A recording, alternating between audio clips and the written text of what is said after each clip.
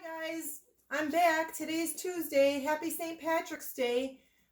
This is a math lesson on area. It's another math lesson, a little bit different from yesterday. Yesterday we learned how to tile our shape and make unit squares so that we can figure out the area, okay, of a shape. So this time we're going to do the lesson on page 785 and 786 in your math book. Okay, now this is the same thing. This is just a continuation, another way that we can actually find area. All right, now I'm going to draw a rectangle on the board here. And this one doesn't have any unit squares, as you can see, but I'm going to label this one L.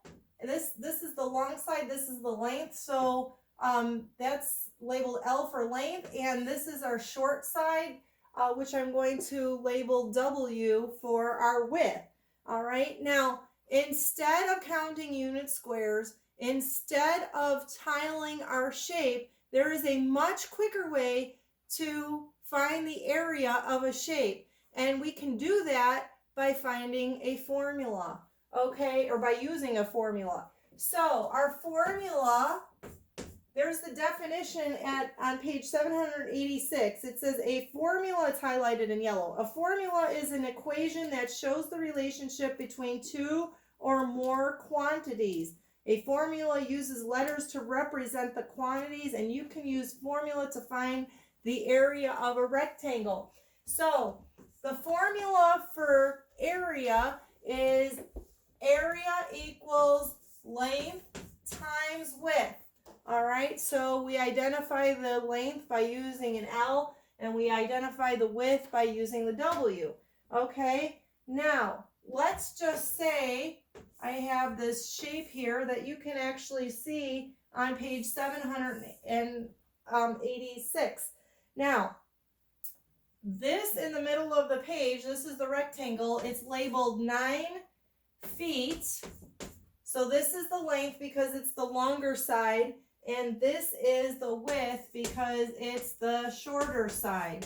All right, so all I have to do to find the area is to use this formula. Remember back in chapter 9 when we were doing equations and writing expressions and everything, I told you that you have to write everything out and show your work step by step. So that's what we're going to have to do here. So you're going to write area equals length times width. And then all we're going to do is plug in those numbers. A equals, and we're going to replace the L with the 9 because that's the length of this rectangle. We're going to use our multiplication sign, and we're going to, instead of having the W, we're going to put 5 in its place. All right?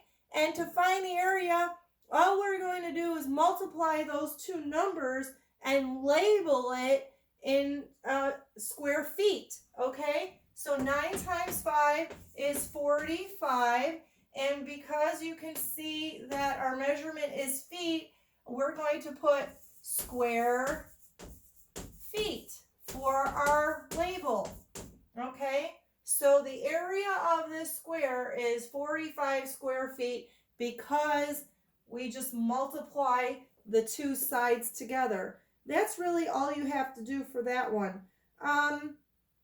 If you ever have a question, you can go back and rewatch this video, or you can look at the examples on the first 2 pages in the lesson, page 785 and 786. It tells you, okay? Now, if you look at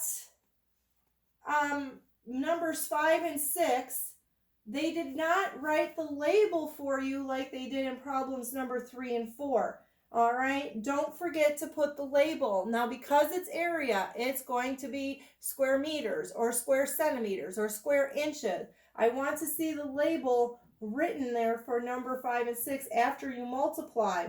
All right, if you look at numbers 8 and 9, it's asking you to find the unknown side, and you have to use the area formula that I just put on the board.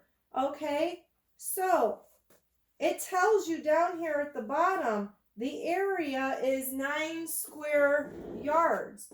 Okay, so if we put area equals length times width, which is what they already have for you, we know that the area is 9, and we know that the width is 1 yard. What we're looking for is the length on this one. So you have to look at this as a multiplication problem where we're finding the missing factor.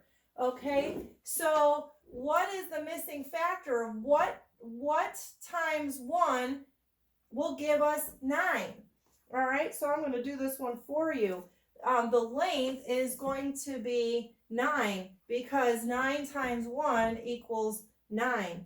So the unknown is 9 yards.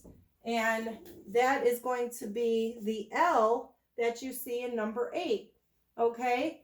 So again, if you're finding the unknown of a shape, you're missing the length or the width, it's just like finding the missing factor in a multiplication problem. You have to look at it so that it makes sense. All right? So more word problems on page 788. I really want you to draw pictures to help you understand what they're asking you. Please remember you should be reading the word problems more than one time. Sort out the information sentence by sentence so that you have a clear understanding of what they're asking you. And please remember to label all of your answers in square something, square units, square inches, whatever the problem is telling you about the shape in which you're trying to find the area. Okay, so again, real quick, we have a formula to quickly find the area of a shape. Area equals the length times the width. We plug in the numbers, we replace the L and the W with the 9 and the 5 from our shape over here, and we just multiply and label it in square feet. This is what we were doing in chapter 9, writing the equation, replacing the numbers, and writing the answer. I should see all 3 of those steps for when you're finding the area. Okay, guys, again, if you have any questions, please email me. I'll be more than happy to answer any of your questions. All right, see you guys tomorrow. Bye.